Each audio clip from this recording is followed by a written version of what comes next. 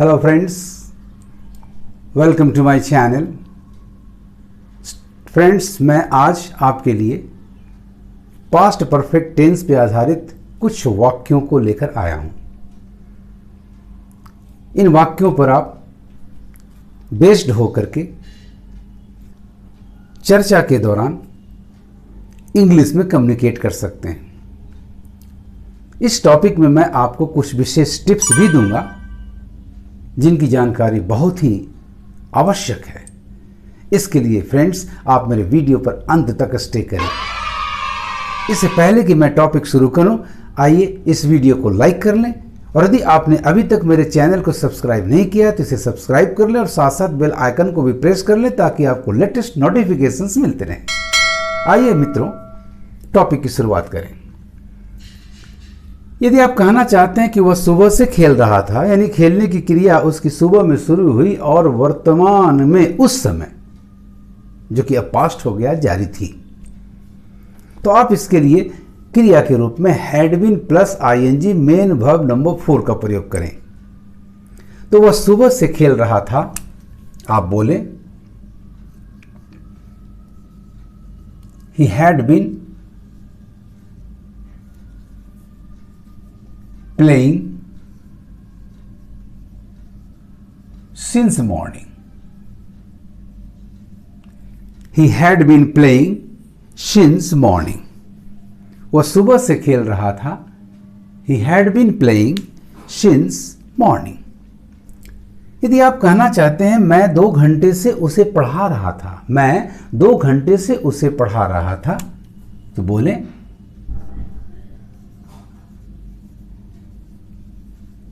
I had been teaching him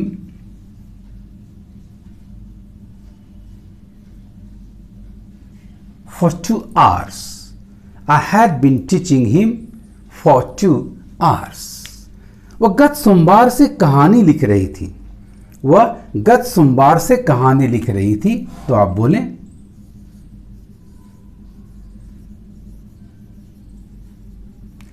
She had been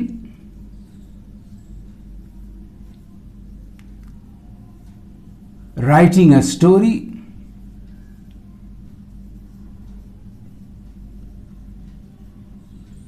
since Monday last. वह गत सोमवार से कहानी लिख रही थी।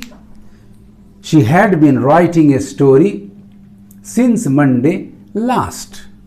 वह थोड़ी देर से यहां बैठा था। वह थोड़ी देर से यहां बैठा था, तो आप बोले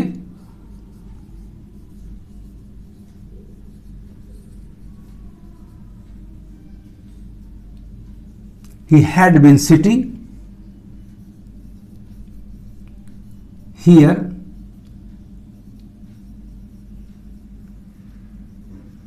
for some time. He had been sitting here for some time. यदि आप कहना चाहते हैं कि वह आपको कब से बुला रही थी, वह आपको कब से बुला रही थी, तो बोलें since when.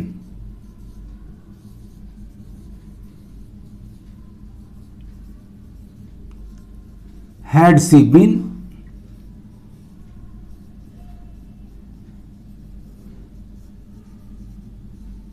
calling you. वह आपको कब से बुला रही थी, since when had she been calling you. फिर यदि आप कहना चाहें मैं बड़ी देर से आपकी प्रतीक्षा कर रहा था, तो बोले I had been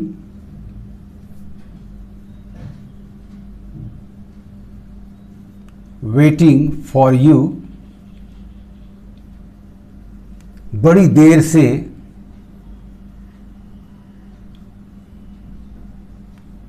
for long or a long time. मैं बड़ी देर से आपकी प्रतीक्षा कर रहा था। I had been waiting for you for long or for a long time. क्या आप राजू को गत 2 माह से पढ़ा रहे थे?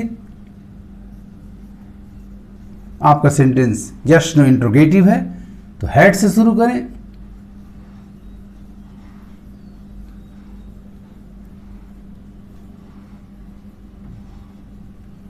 Had you been teaching Raju, had you been teaching Raju,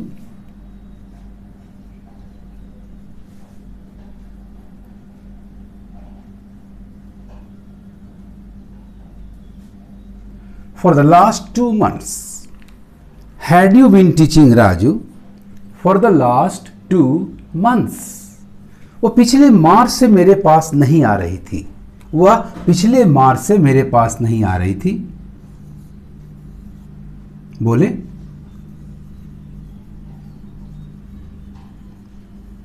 she had not been coming to me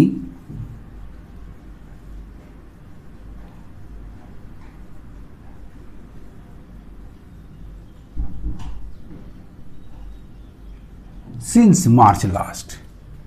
She had not been coming to me since March last. वो पिछले मार्च से मेरे पास नहीं आ रही थी। She had not been coming to me since March last. मैं 1 माह से अपनी कहानी लिख रहा था।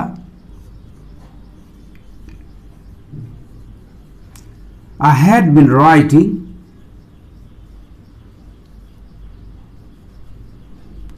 my story for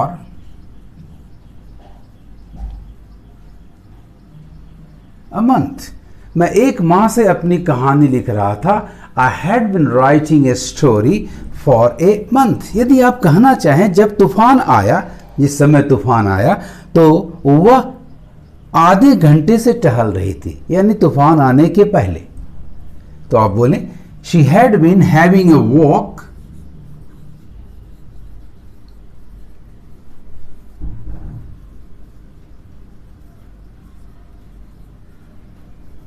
she had been having a walk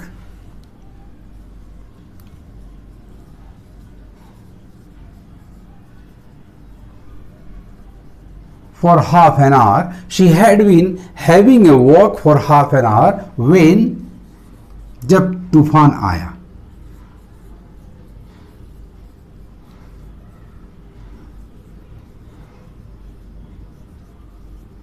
When the storm broke.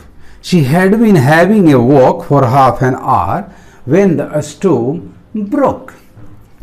इस तरह से स्टूडेंट्स आप बहुत ही आसानी से निरंतर अभ्यास के जरिए, निरंतर प्रैक्टिस के जरिए बड़ी आसानी से इंग्लिश बोल सकते हैं। तो मैं कुछ टिप्स आपको दे दूं जो इस टेंस से संबंधित हैं। तो ध्यान रखें, आप जब भी आपके पास समय हो, थोड़ी देर से, 2 दिनों से, 2 घंटों से, सोमवार से, उसके साथ कोई एडजेक्टिव लगा हो, गत सोमवार से, पिछले 4 महीनों से, तो आप ध्यान दें कि उस समय में कौन सा प्रीपोजिशन लगाना है, जिसकी हिंदी आपको निकलेगी से की। तो यदि समय पीरियड हो, 2 दिनों से, 2 महीनों से, 4 घंटों से, तो आप उसके लिए फॉर का प्रयोग करें। और यदि आपका टाइम पॉइंट हो, सोमवार से सुबह से 6 बजे से, तो उसके लिए आप सिंस का प्रयोग करें। तो यदि आप कहना चाहते हैं 2 महीनों से, तो आप फॉर 2 मंथ्स का प्रयोग करें। 10 वर्षों से फॉर 10 ईयर्स। यदि इसके साथ एडजेक्टिव गत या पिछला लगा हुआ हो, तो लास्ट का प्रयोग ठीक फॉर के बाद डेफिनेट आर्टिकल द के साथ करें। फॉर एग्जाम्पल, यदि आप कहना चाहते हो पिछले 2 दिनों से, तो आप बोलें फॉर द लास्ट 2 डेज। यदि यही पिछले का प्रयोग दिन या महीना के नाम के साथ, मात्र 2 जगह 2 पॉइंट्स के साथ मित्रों, दिन या महीना के नाम के साथ आए, तो लास्ट का प्रयोग बिना आर्टिकल के लास्ट में करें। जैसे गत सोमवार से, तो आप बोलें सिंस मंडे लास्ट। गत सोमवार से, सिंस मंडे लास्ट, पिछले मार्च से, तो आप बोले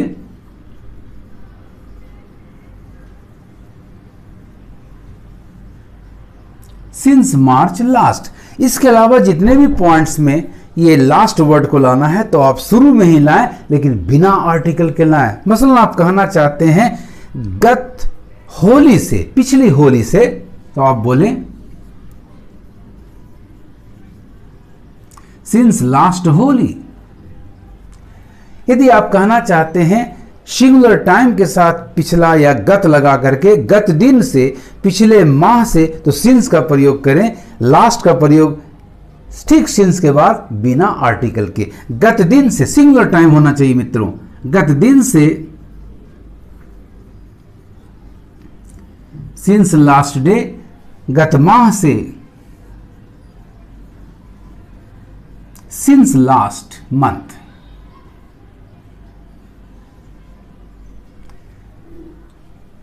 यदि आपका दिन, आपका मंथ यानी पीरियड ऑफ टाइम प्लूरल हो तो फॉर का इस्तेमाल करें, और पिछले लगा हो तो द के साथ लास्ट लाइन। जैसे गत दिनों से,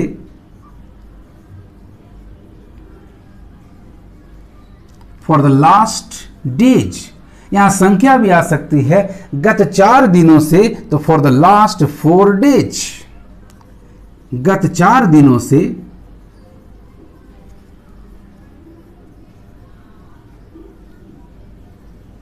फॉर द लास्ट 4 डेज। तो समय के साथ सिंस और फॉर का इस्तेमाल प्रेजेंट परफेक्ट कंटिन्यूअस और पास्ट परफेक्ट कंटिन्यूअस में इसी तरह से आप करें।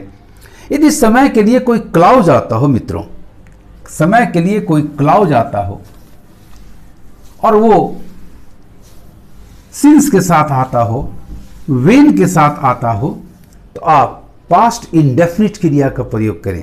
जैसे जब से तुम आई हो, तब से वो रो रहा है, तब से वह रो रहा था, चाहे प्रेजेंट परफेक्ट कंटिन्यूअस हो या पास्ट परफेक्ट कंटिन्यूअस हो। जब से तुम आई हो, तो आप बोले सिंस, यहां कंजंक्शन होगा, सिंस यू केम। तुम जब से यहां आई हो, तब से वह रो रहा है। He has been, present perfect continuous, he has been weeping since you came here. आप पास्ट में जा सकते हैं, जिस समय तूफान आया था वो 1 घंटे से लिख रही थी।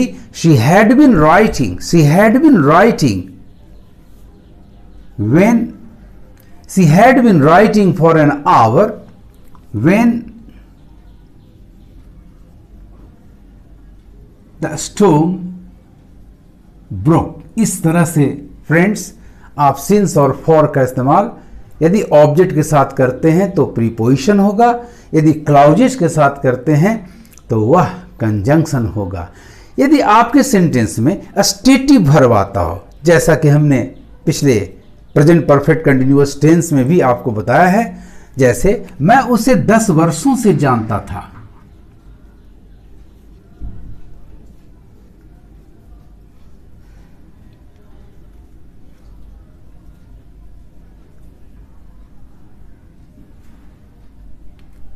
आप हिंदी में बोल सकते हैं मैं उसे 10 वर्षों से जान रहा था। It doesn't matter. लेकिन याद रखें, आपका ये जानना, आपका ये सोचना, आपका ये याद करना स्टेटिव वर्ब्स हैं, और स्टेटिव वर्ब्स कभी भी आईएनजी के फॉर्म में नहीं आता।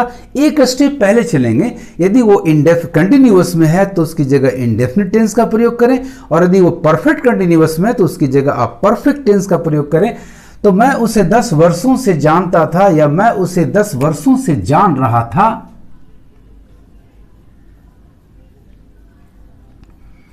कभी यूज न करें I had been knowing him for 10 years. Instead आप बोलें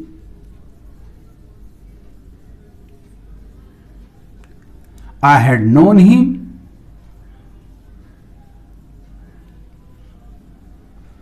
फॉर 10 ईयर्स।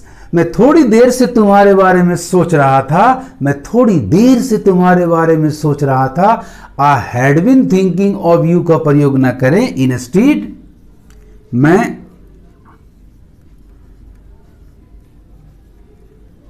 थोड़ी देर से मैं थोड़ी देर से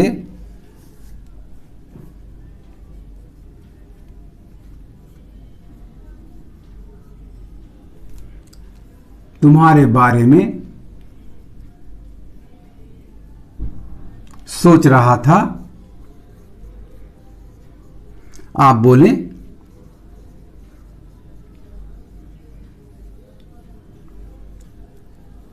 I had thought of you in place of I had been thinking of you. I had thought of you